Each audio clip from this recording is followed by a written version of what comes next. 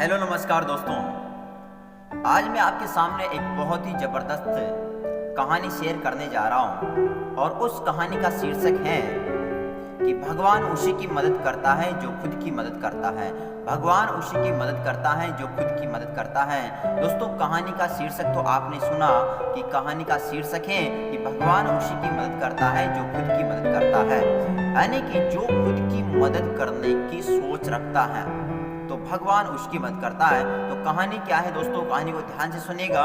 एक बार एक गांव में बहुत तेज बाढ़ आई। एक बार एक गांव में बहुत तेज बाढ़ आई तो उस गांव में एक आदमी को छोड़कर अन्य सभी आदमी किसी सुरक्षित स्थान पे जा रहे थे, ठीक है। लेकिन जो आदमी वहां पर ठहरा हुआ था उसका ये मानना था कि मेरी रक्षा करने भगवान आएंगे, कि मेरी रक्षा करने भगवान आएंगे।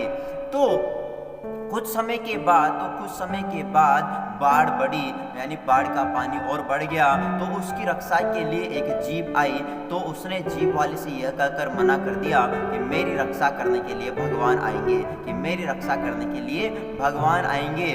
तो कुछ समय के बाद और बाढ़ का पानी बढ़ गया और वो अपनी दूसरी मंजिल पर चला गया। तो उसको बचाने के लिए एक नाव वाला आया और उसने उस नाव वाले से भी यही कहकर मना कर दिया कि मुझे बचाने के लिए भगवान आएंगे, कि मुझे बचाने के लिए भगवान आएंगे। तो पानी का स्तर और बढ़ने लगा तो वो अपनी छत पर चला गया। तो उसको बचाने के लिए एक हेलीकॉप्टर आया तो उसने हेलीकॉप्टर वाले से भी यही कहकर मना कर दिया कि मुझे बचाने के लिए भगवान आएंगे। तो फिर धीरे धीरे पानी और बढ़ने लगा तो वो डूब के मर गया दोस्तों। तो जब वो मरने के बाद भगवान के पास गया तो भगवान से उसने पूछा कि भगवान, मेरा तो आपके ऊपर अटूट विश्वास था, फिर आपने मुझे मारा क्यों, आप मुझे बचाने क्यों नहीं आए। तो भगवान का जवाब क्या था दोस्तों, ध्यान से सुनना। भगवान का जवाब था कि दोस्त, कि हे भक्त, कि हे प्राणी, मैंने तेरे पास बचाने के लिए नाव भेजी, मैंने तेरे को बचाने के लिए जीप भेजी, मैंने तेरे को बचाने के लिए हेलीकॉप्टर भेजा, लेकिन तू उन सबको पहचान नहीं पाया। तो दोस्तों, बात कहने का मतलब क्या है? कहने का मतलब है कि भगवान किसी ना किसी रूप में हमारे सामने आते हैं लेकिन हम उनको पहचान नहीं पाते। दोस्तों, ये आपके जीवन में भी कहानी सही ढंग से सेट होती है कि आप ये दिमाग में मत बिठाइए कि न जाने मेरी परीक्षा कब होगी भी सही या नहीं होगी। और दूसरी बात ये कहानी यहाँ पर भी सही ढंग से बैठती है कि दोस्तों, अभी कोरोना चल रहा है और कोरोना के वक्त में हमें अपनी खुद की रक्षा खुद को करनी है।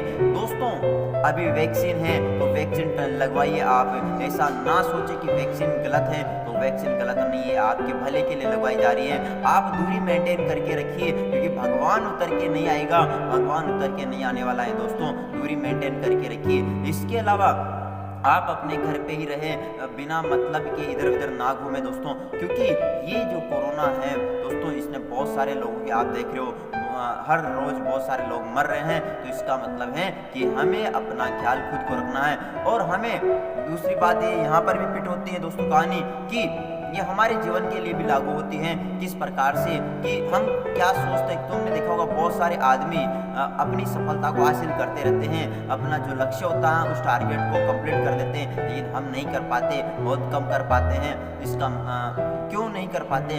क्योंकि दोस्तों, हम एक लक्ष्य नहीं बनाते। हम जब पढ़ रहे होते हैं तो हमारा लक्ष्य नहीं होता। हमें लक्ष्य बनाना चाहिए कि मुझे 99 बनानी है, मुझे 97 बनानी, कितनी बनानी है, एक लक्ष्य के अकॉर्डिंग अपने काम करें। तो भगवान हमारी मदद करने दोस्तों उतर के नहीं आने वाला, वो कोई ना कोई माध्यम के जरिए हमारे पास आता है, लेकिन हम उसको सही ढंग से पहचान नहीं पाते। तो दोस्तों, कहने का मतलब यही है कि मेहनत करिए, खुद के दम पे मेहनत करिए, भाग्य के भरोसे बैठे मत रहिए, क्योंकि न जाने भाग्य आपके भरोसे बैठा हो।